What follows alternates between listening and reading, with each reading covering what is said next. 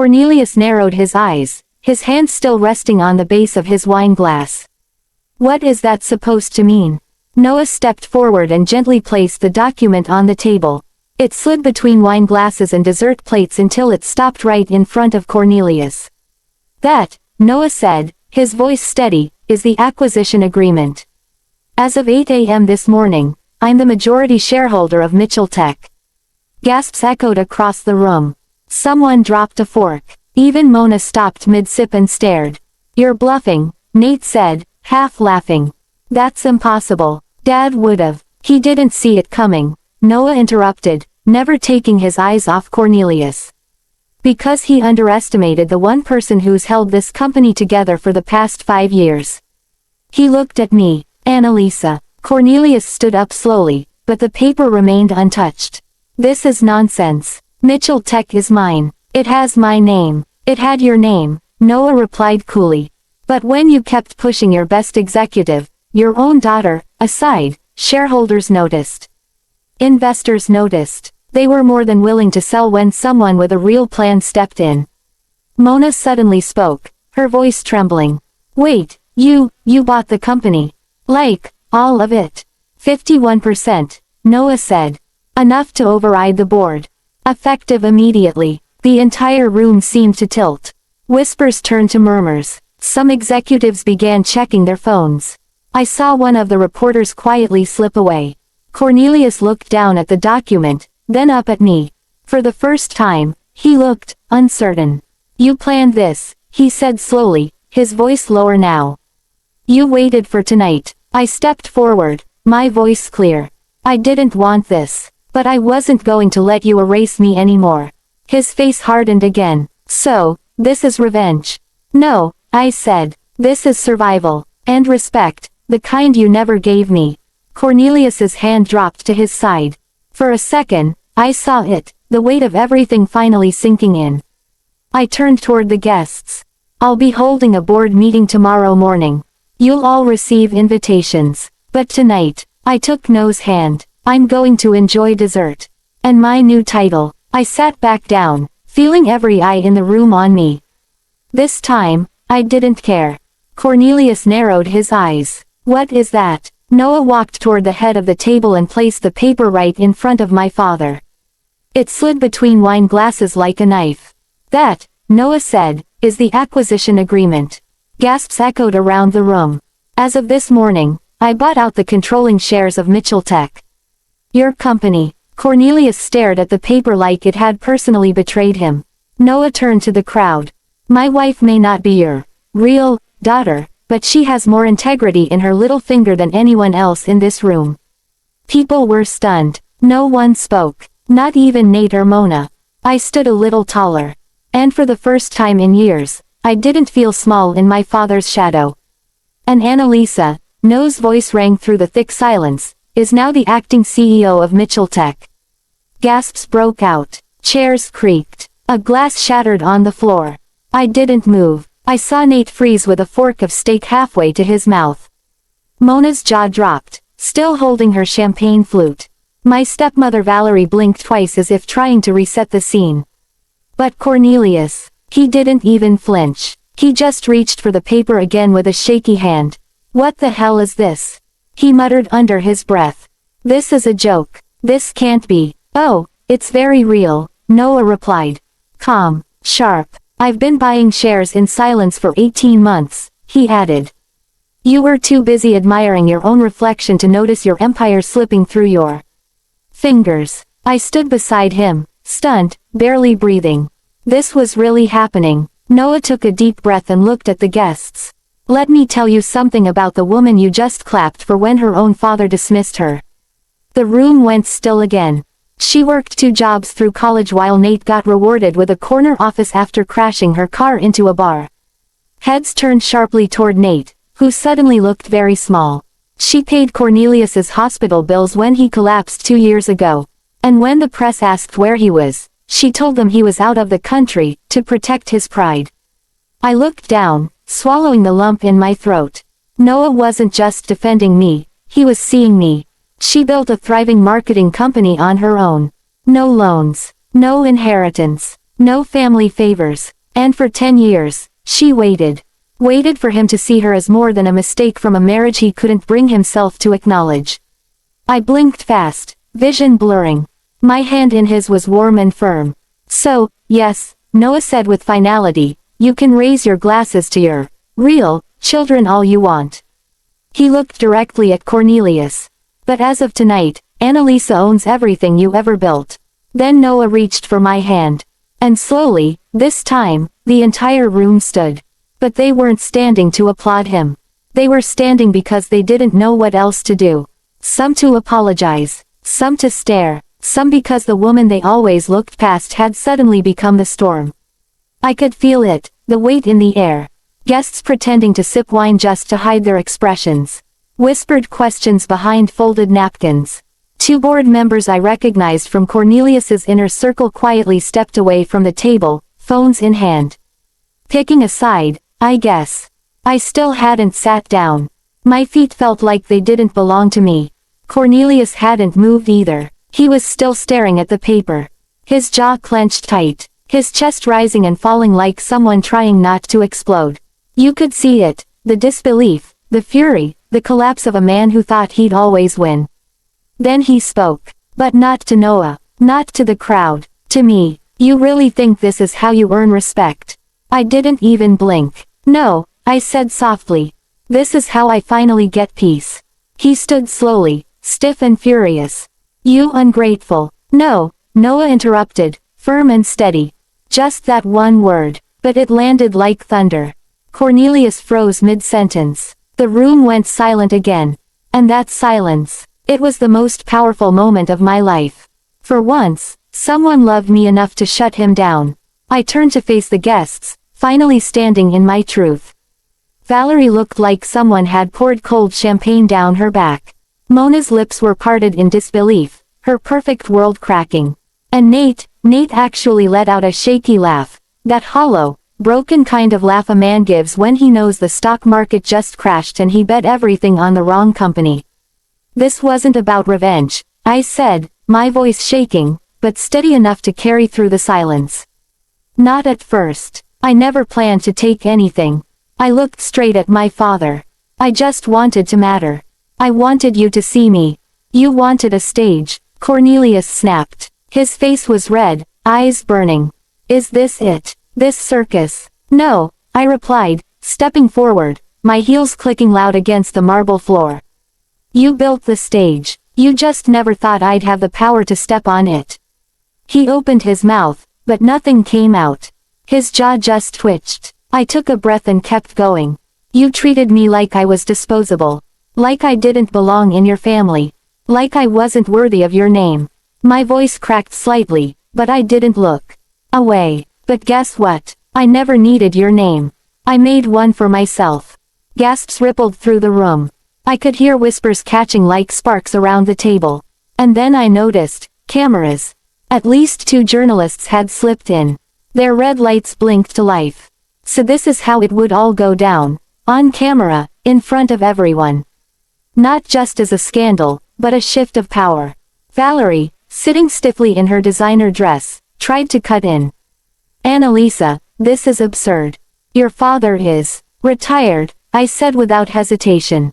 As of tonight, and starting tomorrow, all company access will be revoked unless it's personally approved by me.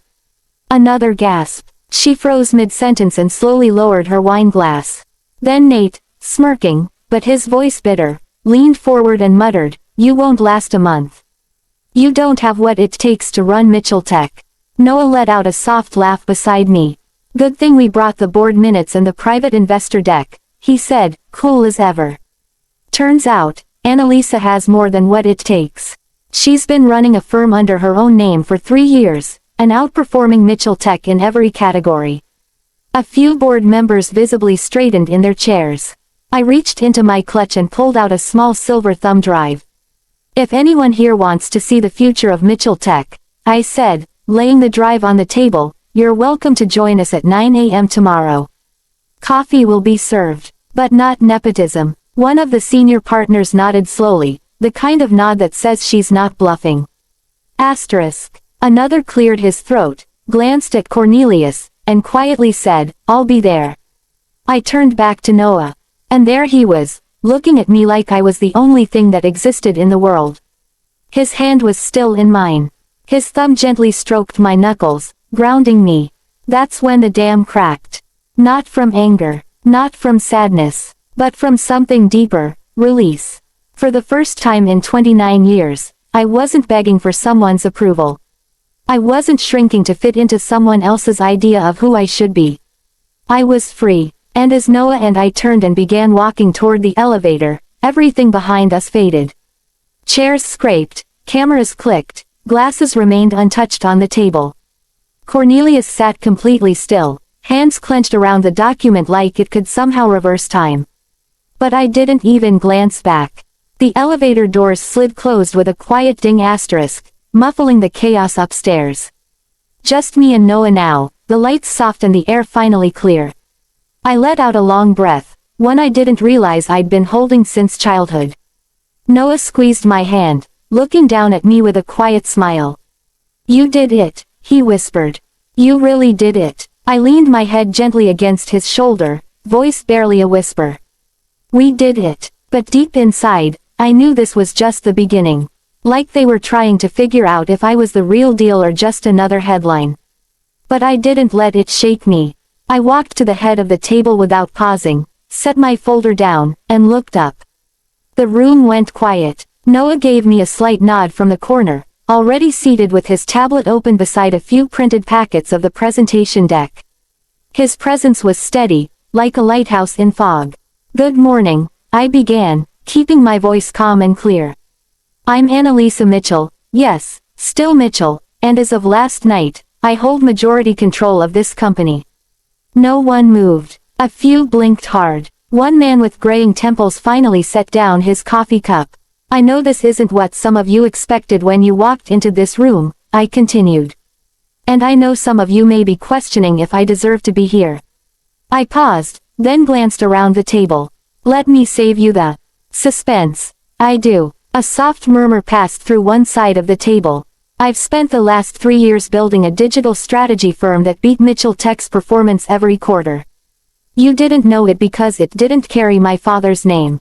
But I did that. I led that. And I brought results." I pressed the remote in my hand and the screen behind me lit up with a sleek dashboard, numbers, charts, growth projections. "This is where Mitchell Tech goes from here. Leaner, smarter, and led with actual vision, not legacy. If you're here for that, you're going to be just fine." Someone near the window cleared their throat. "If not," I added, "then this might be your last board meeting." Silence. Then a woman across from me, Linda Hensley, head of marketing, spoke up. "I saw your numbers. They're not just good, they're exceptional. Why didn't your father ever let you lead?" My throat tightened, but I kept my face steady.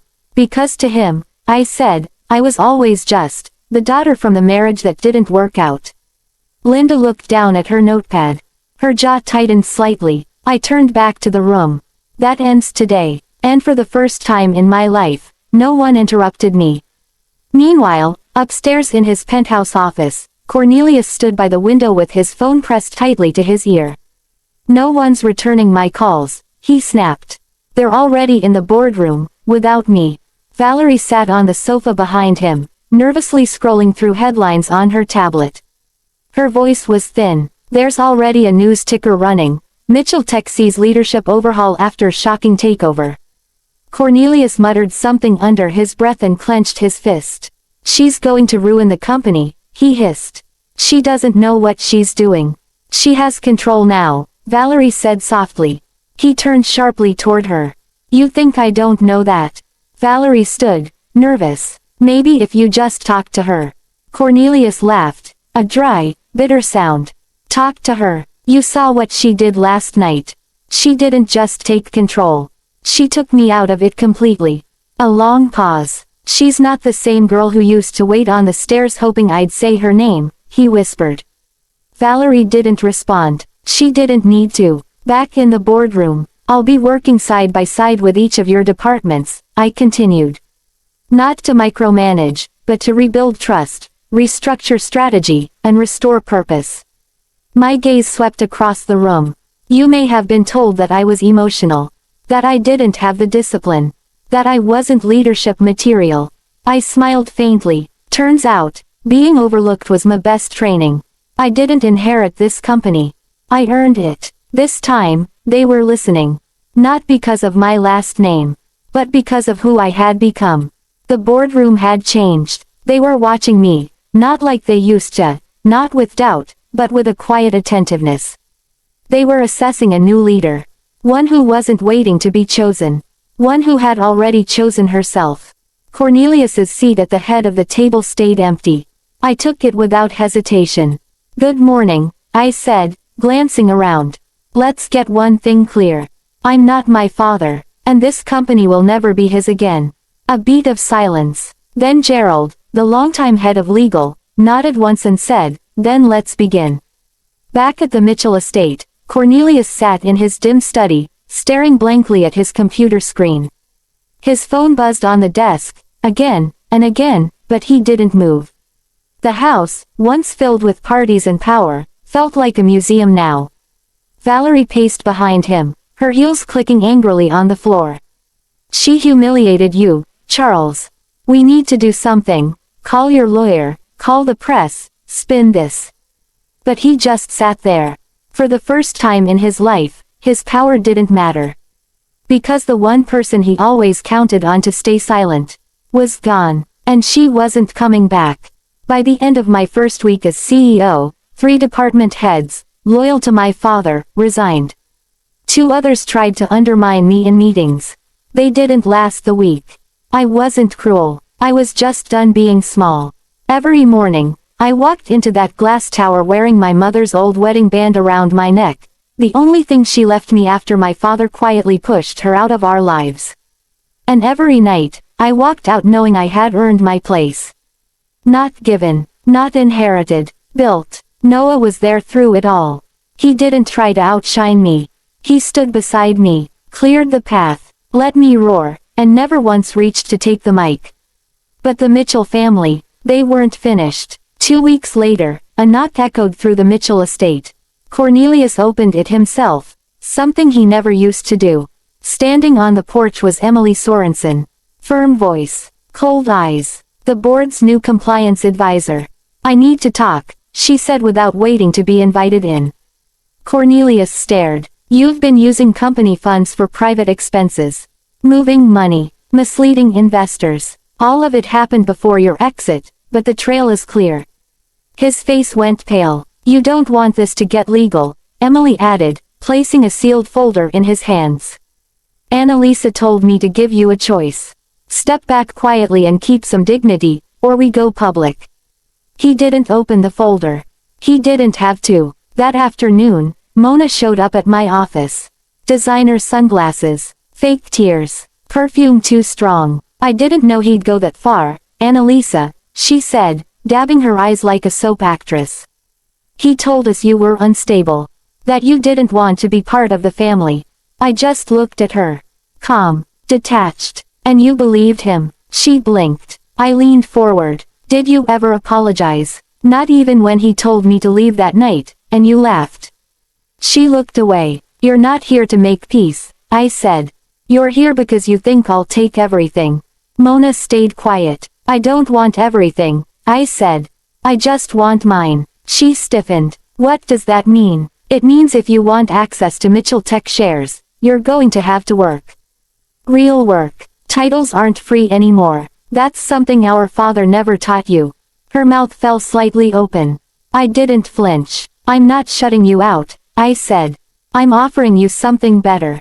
A chance to earn your place. 3 days later, my office phone rang.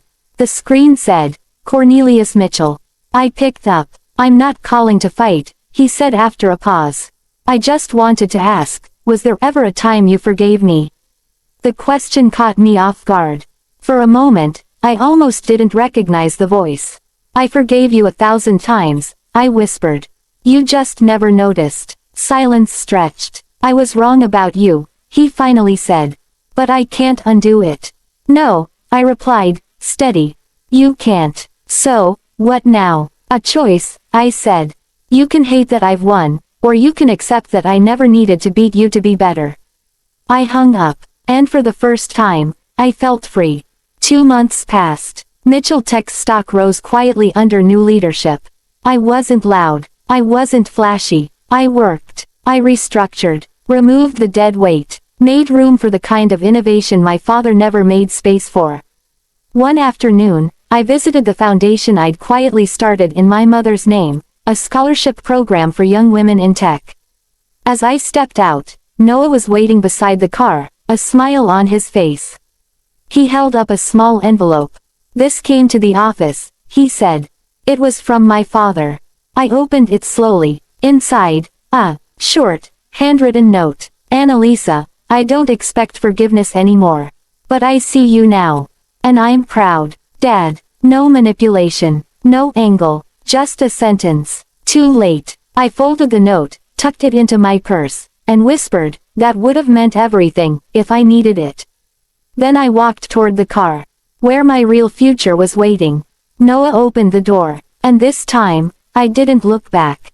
Right finger if this story moved you. Don't forget to like, share, and subscribe to the channel. Speech Balloon, let us know in the comments, what would you do if your own family tried to write you out? Bell, turn on notifications so you never miss another powerful story. Thank you for watching, and remember, you don't need permission to take up space.